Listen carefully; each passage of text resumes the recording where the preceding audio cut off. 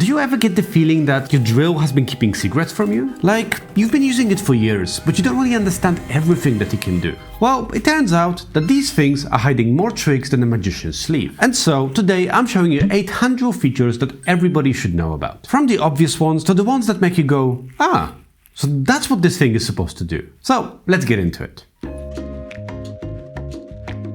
The clutch is actually one of the most useful features of the drill. Basically, how hard the drill spins before it stops. And as an example, if I use the number 10, it will take this screw and put it all the way in before it taps out. Whereas if I use number 1, it won't even get halfway through. You can think of it like trying to open a stubborn jar. More torque means more twisty force. Less torque means it's giving up sooner. Kind of like me in the gym. Now, the clutch is not very accurate, but it is repeatable, meaning that if I'm satisfied with number 10, then I can use that every single time. It is also really useful when you don't actually see your screw. For example, let's say that you made a counterboard to hide this screw, and once you're past a certain depth, it's very tricky to see how deep it is, and whether it is sufficient. However, if you use the clutch and you're satisfied with it will just tell you. Now, keep in mind, if you keep going despite your clutch telling you that it's time to stop, it is going to very slowly drive your screw in, which might do some damage. I mean, for me, this thing just saves me so much time and frustration. And when it comes to finding out what numbers are actually the right ones to use, you'll just have to experiment, because I think every single hand drill is different. You see this little switch at the top? That's not for decoration either. It's your gearbox, which can make your drill quite slow or quite fast. The slower speed is actually for driving in screws, big bits and delicate work, whereas the faster speed is for making holes, mixing paint or anything else. But keep in mind that the faster the speed, the lower the torque. You will also get more heat, so higher chances of your workpiece breaking. It also affects the clutch. So as an example, here's number 7 on speed 1, and then on the faster speed. And also, before anybody says it, yes, you should be making holes at slower speed, as this limits the temperature at the top of the drill and not only gets you a cleaner hole, but actually makes your drill bit last far longer. But let's be honest here, I mean, we're all very much impatient, and high speeds, it gets us to the finish line much quicker.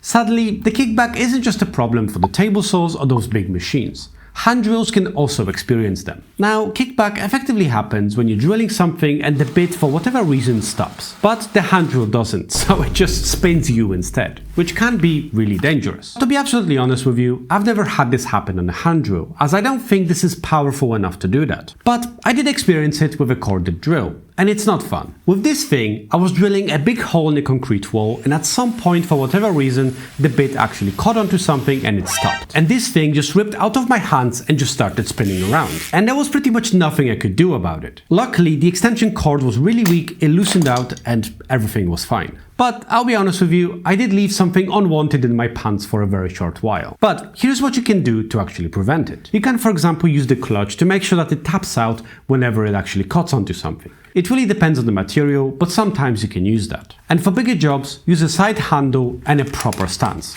Make sure to really use those muscles. Make sure that it's on properly, not like this, because I don't actually have one for this hand drill, and you're standing in a way that prevents you from twisting it clockwise. You can experiment with your stance, but make sure that the risk of it accidentally hitting you in the face is really low.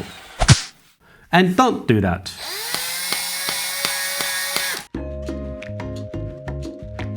Now, you may have experience trying to drill into brick or concrete, but to find out that the only thing you're drilling is really a hole in your patience. Now, these materials are very hard and they require a significant amount of power to get through them. And one of the ways to make it significantly easier is to use the hammer drill setting on your hand drill. Now, what it does, it's kind of like taking a hammer and hitting your hand drill as you're drilling.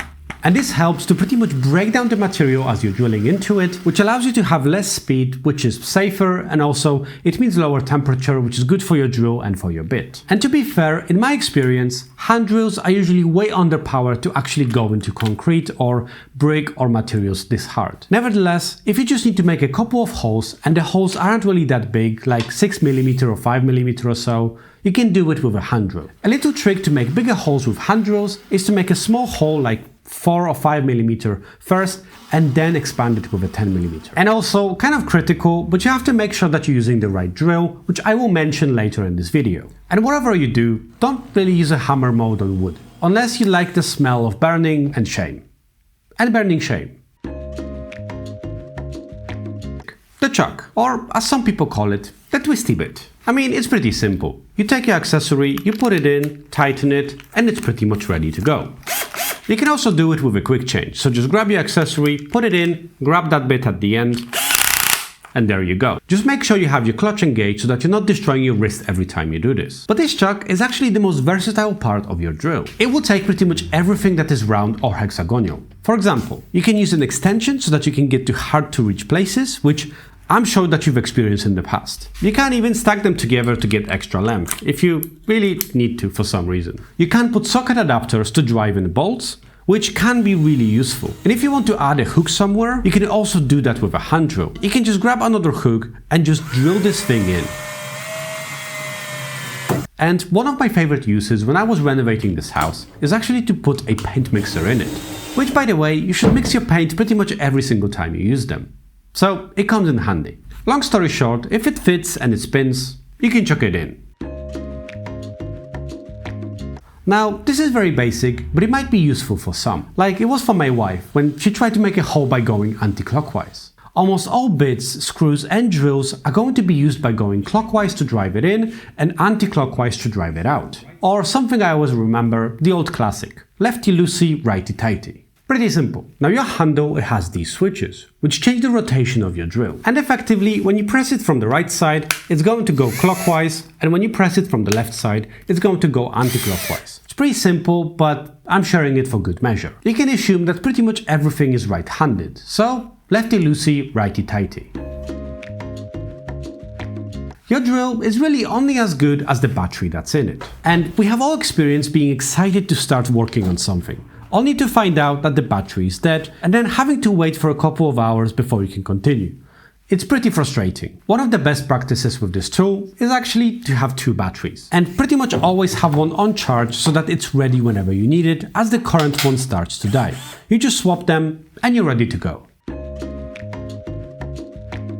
Now let's talk about drill bits. And there's a huge variety of them for different materials, different coatings, different price ranges. For hand drills, however, there's 3 main bits that you should know about. Drill bits for wood, which have these little spurs and allow you to be very precise where you make your hole. These are really useful when you need the hole to be exactly in a specific place. And when it comes to woodworking, that's pretty much always. We have a drill bit for metal, which are typically made from a high-speed steel and look like this. In fairness, you can use them to make holes in wood, but I find that they slip far too often and make a hole next to where you actually need to rather than exactly where you need to. And the last one, the masonry drill bit, which is used for concrete, brick and other materials like that. And you can see that the tips, they aren't very sharp because they're used for breaking the concrete rather than cutting it like with wood. Sadly, these aren't really exchangeable. You can't really make a hole in wood using a masonry bit, or if you want a nice hole anyway. And I know, I've been dumb enough to try this. Also, something worth keeping in mind, all of these at some point or another will go blunt. And if you feel like you're having to push way too hard or you smell burning, chances are it's time to sharpen your drill or get a new one. Or perhaps just slow down. And blunt drills are like bad jokes. I mean, they're painful for everybody involved. Thanks for watching. And if you've enjoyed this video, make sure to let me know in the comments below. If not, do the same, I suppose. In the meantime, check out some of the other videos that I have on my channel that the YouTube algorithm is going to pick for you. And I'm sure it's an awesome video, so go and check it out.